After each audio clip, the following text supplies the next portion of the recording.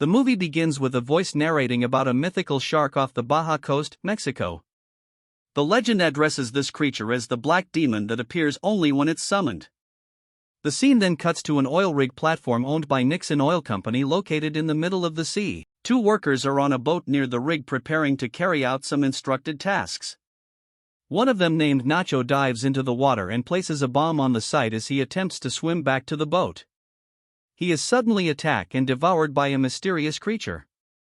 His partner on the boat feels the tremors and tries to contact Nacho. When he doesn't receive any response, he turns on the lights on the boat to help Nacho find his way up. However, in doing so, he signs his own death sentence, as the creature tracks him down and eats him alive. He didn't taste as good as Nacho though. In the next scene, we are introduced to a Nixon Oil Company inspector, Paul Sturgis, who is sent to a small Mexican town to check on El Diamante, an offshore oil rig. He brings his wife Ines and their two children, Audrey and Tommy, along for a vacation. Upon arrival, the family finds the town in ruins and the remaining locals are suspicious and unfriendly. Paul drives to the same hotel where he and his wife stayed for their honeymoon 16 years ago. However, they find that the hotel is closed. So, Paul goes to talk to some locals and asks about restaurants nearby. One of the locals, named Ray, suspects that he works for an oil industry because the place isn't a tourist town. Just then, Inez intervenes and talks to the man in their native language. Realizing that the woman is Mexican, Ray decides to help them and leads them to a restaurant.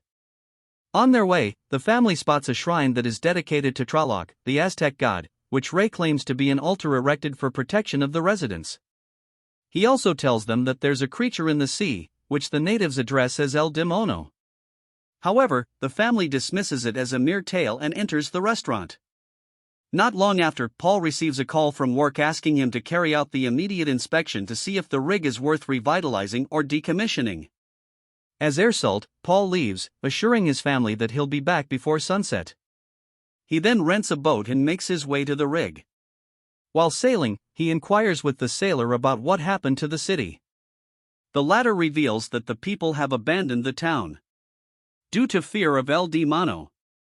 Upon reaching a distance, the sailor pulls over and asks Paul to proceed the rest of the journey alone, as he seems to be afraid of going near the rig. Back at the restaurant, the family is approached by a drunk local gang member who starts to harass Audrey. In an effort to protect her daughter, Inez smashes a beer bottle over the assailant's head and brandishes the shard as a threat before escaping with her children.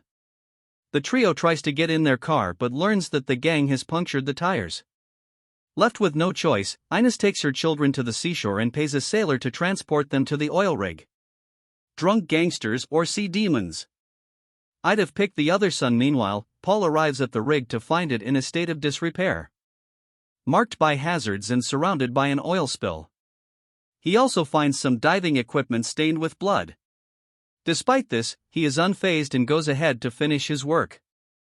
Once there, he begins to call for his colleague, but none answers. As he enters a room, he is cornered by two men, Shadow and Junior. Before they can attack him, Paul explains that he's the inspector sent by Nixon Oil. As a result, the two men lower their weapons and reveal they're the only surviving crew members, with the rest having been killed. Puzzled, Paul attempts to inquire further, but their conversation is suddenly interrupted by the sound of an approaching boat. It is none other than his own family.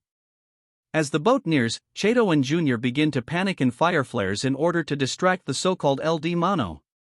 At the same time, Paul notices his boat sinking and doesn't understand what's going on. Eventually, his family makes it safely to the rig. While getting off the boat, Audrey accidentally falls into the water, and during this time she witnesses several human limbs floating. After being rescued, the girl tells her father about what she just saw, but he dismisses her, saying she must have been confused because of the spreading oil. In the meantime, the sailor sails away at high speed, unaware of the imminent danger. At the same time, Paul and Inez demand answers to what's happening, so Shadow hands them binoculars to watch the returning sailor. To their horror, they witness a 70-ton megalodon devouring the entire boat. This turns out to be the same creature that the locals address as the Black Demon and El Demonio in Spanish. In the aftermath, Inez is so overwhelmed with guilt for the sailor because she was the one who convinced him to bring them to the rig.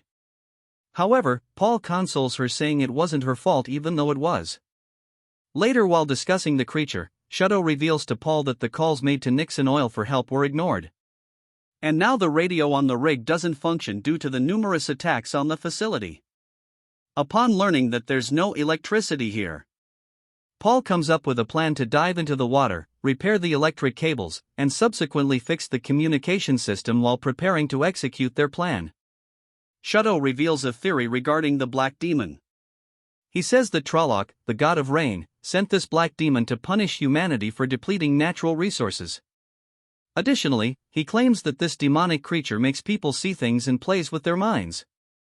Paul doesn't believe this story at all and even yells at him for filling his children's heads with these superstitions. Paul is even more in denial than Kevin Spacey. Following this, Shuto and Junior head into the water in a diving capsule. While Paul watches them through a handheld device as they reach a certain depth, the two dive into the ocean to investigate the power supply issue.